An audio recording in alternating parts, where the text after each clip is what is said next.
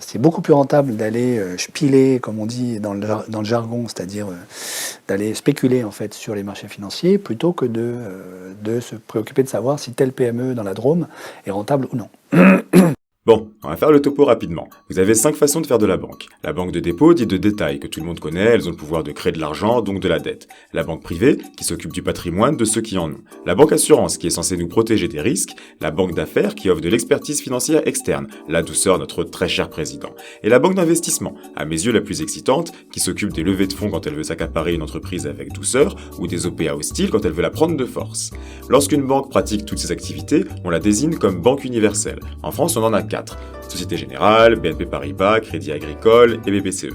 Si vous souhaitez apprendre à contourner des lois, établir des montages fiscaux opaques, créer des produits financiers couvrant d'autres produits financiers, privatiser les gains et mutualiser les pertes, sachez qu'en France, on a ces 4 grandes écoles.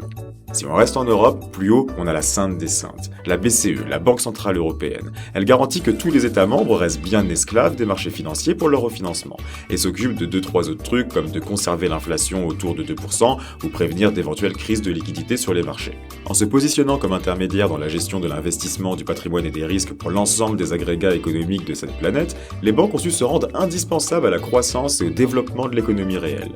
Mais là, elles ont dû faire face à un problème. L'économie réelle obéit à des cycles, et surtout elle obéit à la réalité. La réalité est simple à comprendre. Ce monde est limité. Une croissance soutenue pour tous à l'infini dans un monde fini, c'est pas possible. Mais difficile d'activer l'option d'achat du leasing sans le fameux bonus de fin d'année. Donc pour s'enrichir, il a fallu créer un monde virtuel venant puiser toute sa richesse sur le monde réel. Oui, c'est possible. Et on va voir comment ensemble.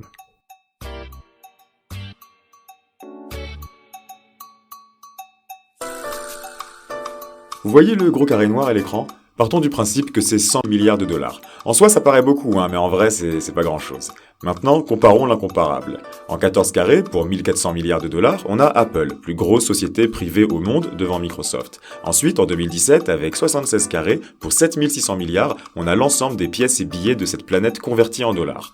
Ensuite, toujours en 2017, pour 900 carrés à 90 000 milliards, on a l'ensemble de l'argent facilement accessible. En gros, on y ajoute nos comptes courants, nos livrets d'épargne, etc.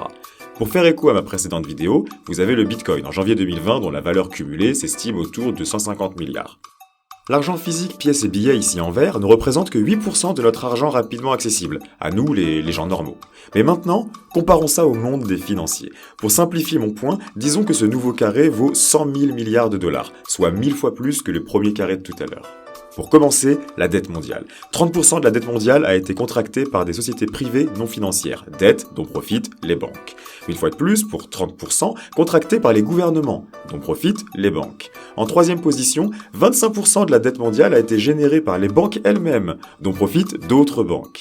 Et pour finir, 15% de la dette mondiale contractée par la communauté dans ses crédits immobiliers, crédits à la consommation, voitures ou étudiants, dont profitent encore et toujours les banques.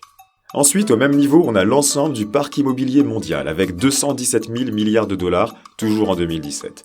Et enfin, on y est, le monde des produits dérivés. Le monde dont je voulais vous parler aujourd'hui. Le monde des produits dérivés s'élève entre 800 000 et 1,2 million de milliards de dollars qui viennent nourrir nos chers rapaces à col blanc. Le monde des produits dérivés est tellement flou qu'on n'est même pas capable de l'estimer à 100 000 ou 200 000 milliards près. Pour info, car j'ai conscience qu'on se perd assez facilement dans les grands nombres, 100 000 milliards, c'est à peu près la richesse créée par l'être humain en un an, c'est-à-dire le PIB mondial. Donc oui, vous l'avez bien compris, je vous parle d'un monde parallèle, totalement virtuel, imaginé et pensé par et pour des financiers, et dont la valeur représente beaucoup plus que la somme de l'ensemble de l'argent rapidement disponible sur Terre, plus l'ensemble des logements, plus l'ensemble du marché des actions de toute la planète, plus l'ensemble de la dette mondiale, plus l'ensemble de toutes nos possessions matérielles réelles. Ajoutez tout l'or et le pétrole si ça vous chante, bref, tout ce que nos yeux ont pu un jour voir de près, tout ce que nos mains ont pu un jour toucher, oui, vous avez bien compris, je vous parle d'un monde dont la valeur nominale pèse plus gros en dollars que la valeur même de la planète à qui il offre ses services. Ah oui, j'allais oublier, c'est de ce monde virtuel qu'est partie la crise bien réelle de 2008. Petite parenthèse comme ça, juste pour rire.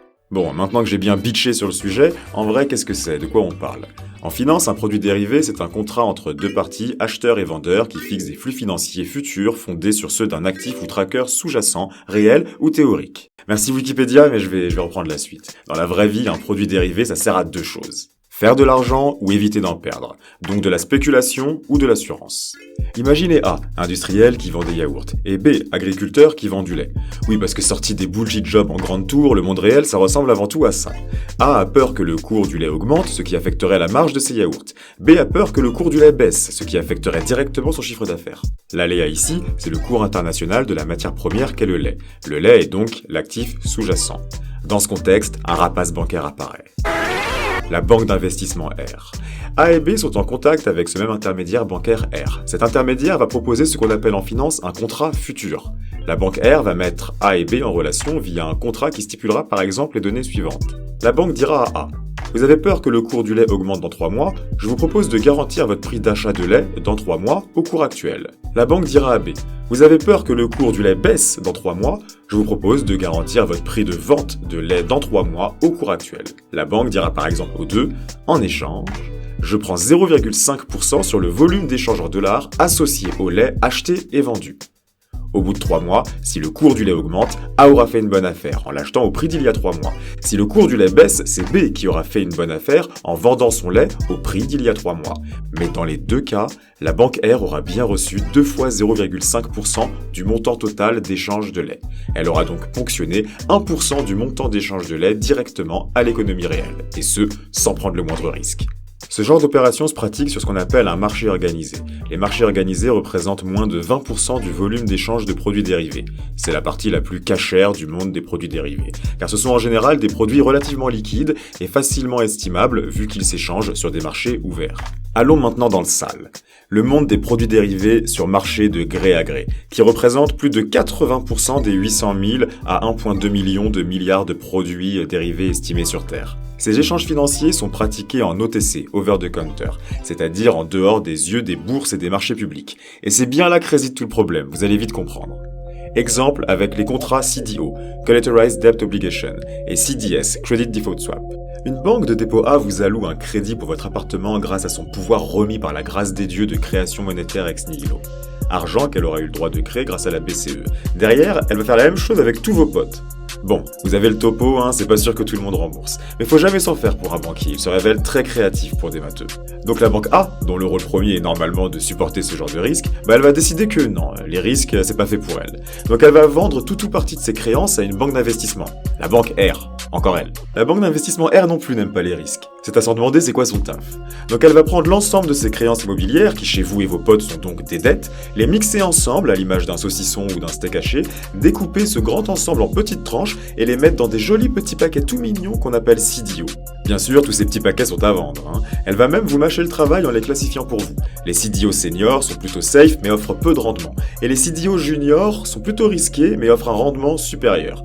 Tous ces petits colis sont livrés à de gentils investisseurs qui, eux, veulent justement prendre du risque, aka les fonds d'investissement et fonds de pension. Jusqu'ici, tout va bien. Tout le monde est content. Le salarié a son appart, la banque de dépôt A a esquivé le risque assujetti aux salariés, la banque d'investissement R se met bien sans faire grand chose, et même le fonds P, qui détient maintenant le risque entre ses mains, tant que la musique de ce grand jeu de chaises musicales s'entend au loin, tout va bien. C'est d'ailleurs eux qui se gavent le plus sur le dos du salarié sciemment enchaîné sur 25 ans. Mais je suis sûr que vous voyez le problème arriver. C'est-à-dire si ton pote, Corentin, du fond de la classe, voyait son CDI fraîchement sorti de probation, flexibilisé par Fabien, CEO de sa 3e boîte après 2 faillites à 29 ans, qui venant de faire rentrer Danone au capital, doit maintenant restructurer à 100% sa division Community and Happiness Management pour rediriger les ressources vers du freelancing.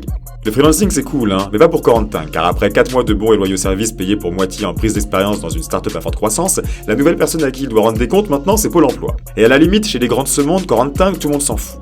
Mais s'il vend pas son âme pour payer la mensualité après mise en demeure, c'est toute la chaîne de valeur qui a un problème. Car le fonds P, il voudra plus du CDO de la banque R. Et si c'est pas vendable, la banque R, elle voudra plus des titres de créance de la banque A. Et la banque A devra malheureusement réellement supporter le risque pour lequel Dieu lui donna le don de création. Mais ne vous en faites pas, les banquiers ont trouvé la solution. Créatifs ces banquiers, très créatifs. Car c'est le moment où la banque R2 arrive. Oui, car comme sur le marché de la coke, il y a 2 règles sur le marché des produits dérivés. 1. Ne jamais consommer le produit que tu vends. 2. Ne jamais sous-estimer la rapacité du banquier d'en face. Bref, revenons à cette tentante solution. Après avoir absorbé l'ensemble du risque systémique de la banque R via les CDO, le fonds P décide de succomber à la tentation de la banque R2. La banque R2 lui dit: Ce serait pas un peu risqué d'avoir autant de salariés précaires à ton actif? S'ils se font tous flex, tu seras pas dans la merde. Bien sûr, le fonds P qui se croit au casino avec l'ensemble du patrimoine des retraites américaines, ça va pas faire beau sur le CV du gérant si le monde du salarié rejette les banques et décide de cultiver des tomates en autarcie. Donc avant même que les prolos perdent leur taf et relouent tout le système bancaire, la banque R2 lui propose le Saint Graal. La banque R2 au fonds P dit: on va couvrir tous tes CDO par des CDS. En gros, on partage les gains que tu te fais sur le dos des salariés, et s'ils peuvent plus payer, nous on t'assure à la hauteur de leurs dettes. Sur le papier, il y a de quoi s'acheter des rires et du champagne. Le fonds P se fait de l'argent en achetant des produits dérivés risqués dont il couvre le risque sur le marché des assurances. Si le pari est gagnant, le fonds P et la banque R2 gagnent. Si ça foire, c'est la banque R2 qui supporte le risque. Je dois admettre que je comprends l'addiction. Tant que la musique est bonne, tout se passe bien. Les salariés s'endettent et leurs managers aussi. Les banquiers s'enrichissent et personne n'y comprend rien, président et ministre compris. Le momentum est parfait. Le problème, c'est que tout ça marche sur des cycles économiques en phase croissante. Mais si on parle de cycle, c'est justement bien parce que ça ne fait pas que de croître. Un jour, la tendance s'inverse, les plans sociaux s'enchaînent, les gouvernements lancent des politiques d'austérité, et en vrai, le 2 pièces à Belleville pour l'employé modeste, est-ce plus possible? La reprise de son bien par la banca s'enclenche. Mais la banca, elle en a rien à faire du 2 pièces, donc elle le met à vendre. Tout comme ses concurrentes d'ailleurs. Sauf que les lignes de crédit starisent car les taux directeurs des banques centrales entre-temps ont remonté, créant au passage les conditions idéales pour une crise. Mais on en parlera dans une autre vidéo. Moins de crédit, donc moins d'acheteurs, donc moins de liquidités. En revanche, toujours plus de vendeurs, donc chute des cours. Les titres de créance de la banca ne valent plus rien. Sauf que la banca, elle s'en fout, car elle a tout vendu à la banque R. Sauf que la bancaire, elle s'en fout, car elle a tout vendu au fonds P.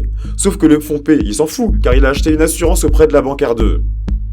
Ah mais attendez, elle est où la banque R2 là? Je viens de comprendre pourquoi les banques R et R2 appelaient le fonds de pension P le fonds pigeon. Car la vérité, c'est que l'entité morale censée couvrir le fonds P et tous les autres fonds de pension ayant pris son assurance, elle n'est pas capable de couvrir tout le monde, donc elle devient insolvable. Banqueroute ou non, tous ses actifs ont été liquidés et plus personne ne répond au téléphone. Ils n'auront plus qu'à recréer une personne morale plus tard pour faire semblant d'assurer d'autres pigeons. Le fonds de pension P vient de perdre la majeure partie de ses capitaux. Pour les systèmes à retraite capitalisés comme aux USA, faudra que quelqu'un annonce à tous les petits vieux qu'il va falloir se remettre au taf. Oui, de la main-d'œuvre bien fraîche pour un marché du travail saturé. Mais heureusement, tout ceci n'était qu'un rêve. Un petit plan de refinancement des banques par les États et tout ça ne sera qu'un lointain souvenir. On pourra recommencer comme avant. Au mieux, si ça marche, on privatisera les gains. Au pire, si ça foire, on mutualisera les pertes. Bref, on fera de la banque, quoi.